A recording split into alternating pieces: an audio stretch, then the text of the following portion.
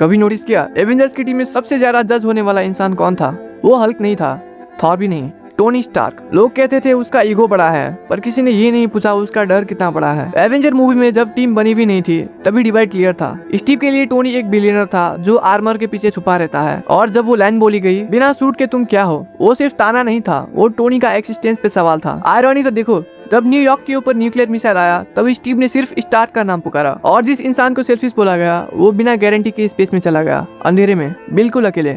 दुनिया बच गई, पर उस फाइट ने टोनी के अंदर कुछ परमानेंटली तोड़ दिया। तब से उसने एक बात समझ ली, अगर खतरा आएगा तो उसे पहले रेडी रहना पड़ेगा। इसीलिए एज ऑफ अल्ट्रॉन में उसने सील बनानी चाहिए। आयरन लीजन एक प्रोटेक्टिंग सिस्टम, इंटेंट सेफ्टी का था, रिजल्ट डिजास्टर बन गया। और जब अल्ट्रॉन ने तबाही मचाई सबकी उंगली टोनी पर थी। थॉर का गुस्सा, स्टीव का टोनी पे डाउट, टीम का ब्लेम।